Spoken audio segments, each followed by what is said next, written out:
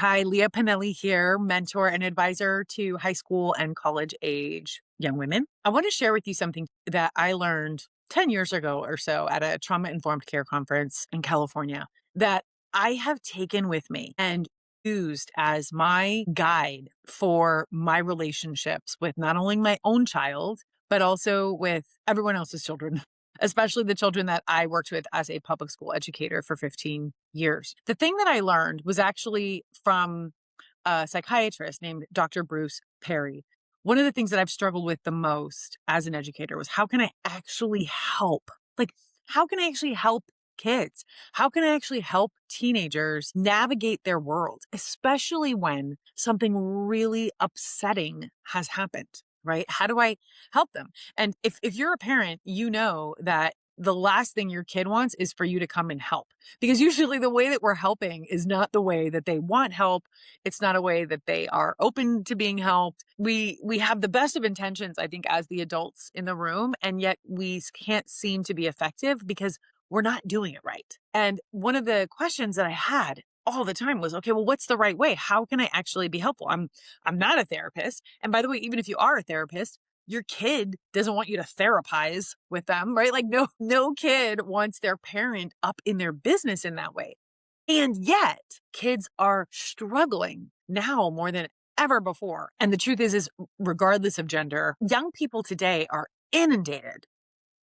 I don't have to tell you this. They're inundated with social media and with all of this hardcore messaging about how to be and what to be like and who to be and what you should look like and feel like and what relationships should be like and how much money you should have. And if you think about when we were young, we weren't constantly inundated with this hardcore messaging about what you should look like and feel like and be like and do like and have all of this comparison culture to contend with. So when kids are struggling with something, as the adults, we want to swoop in and we want to fix it. We want to help, and yet we can't.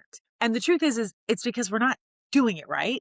But there's not a kid in the world who can tell you how to do it right, because the kids don't really know how it is that they can be helped, right? Like, it's up to the adults to know how to help, and yet we're trying and nothing's working, and if anything, it's just making it worse.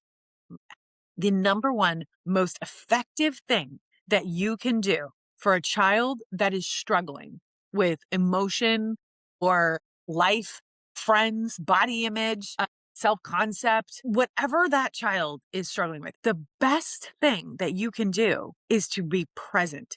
A consistent presence is the best thing that you can do for your kids. That idea of a consistent presence, yes, it is born out of the research around trauma and trauma informed care. But I have found that one simple piece of advice, to be truly present with my child, and as an educator, being truly present, consistently present with the kids who would walk into my office or my students, the ones who needed that kind of attention and support from a trusted adult. I didn't have to do anything. And in fact, the more that I tried to do, the more I pushed them away. It was just being present. I think it's actually far simpler.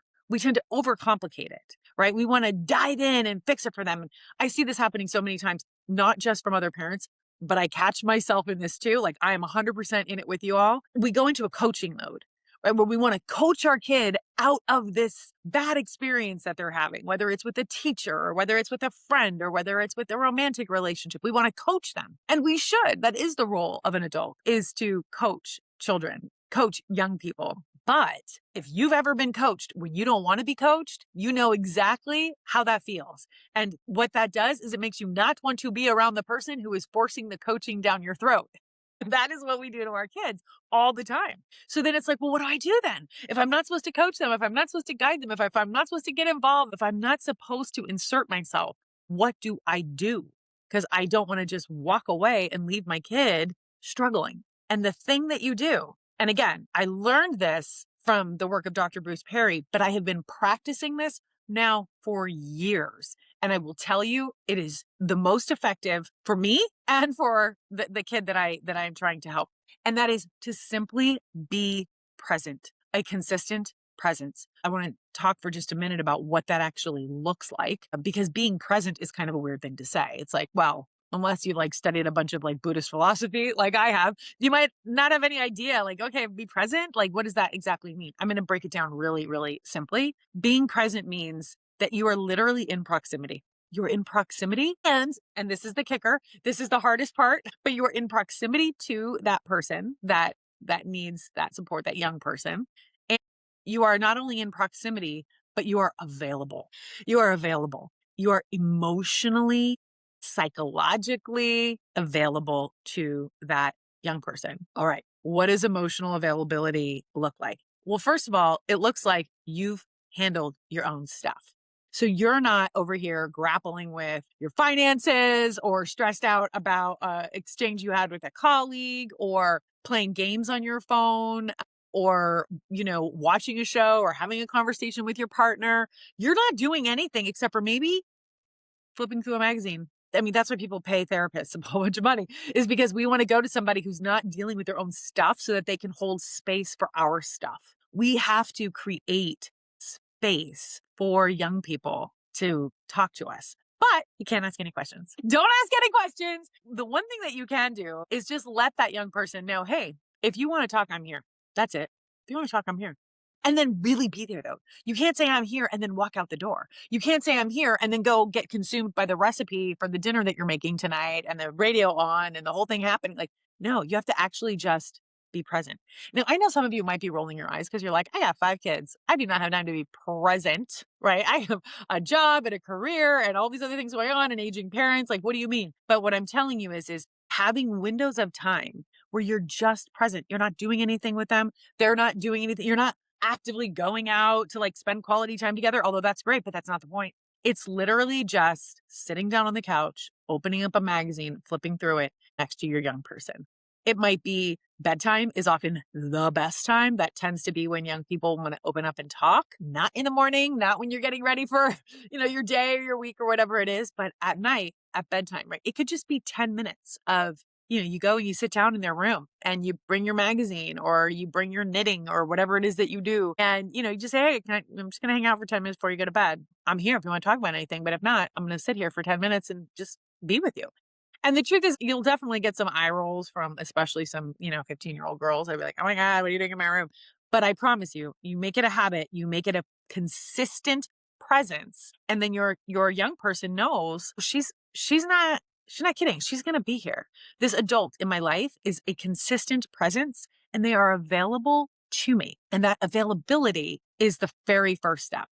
I'm going to create another video for when they do start to open up and start to share exactly how to not screw all that up too, right? Because the minute they start talking, we want to launch into coaching, parental coaching, right? We want to launch into helping them navigate the stuff that they're going to share with us. And that is not what they want. And not only is it not what they want, but it's not helpful and it backfires. And I honestly think that the backfiring, it's the biggest travesty in parent-child relationships because the backfiring means not that, oh, the parent failed. It's that the child's now alone, right?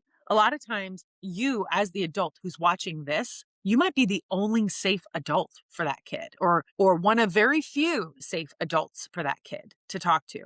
So then when we have the best of intentions, but we screw it up because we start coaching or asking too many questions or giving too many opinions or doing all of these things that the kids really don't want, when we start doing that, then it shuts them down. They don't want to talk to us anymore. And now they're over here dealing with their issue all by themselves. Or even worse, they're not by themselves. They're getting all of their advice from their very wise 15-year-old or 20-year-old friends. And I know from experience, because I was once 15, and I know you were too, that I was not qualified to be giving anybody advice about anything at that time. But I went to my peer group, and my peer group went to me for advice because I didn't have an adult that I could really just talk to. And the presence part of this, it's simple, but it's not easy. Because your brain is firing. Your brain has all of these ideas about what you want to say and do and the opinion and the coaching. And part of being present is not doing any of that. I really depend on my meditation and yoga practices to take care of myself, to take care of my own emotional regulation. I'm going to get sleep. I'm going to get exercise. I'm taking care of myself so that I'm not leaking my stuff all over, seeping out all over my kid when I really want to be present and available.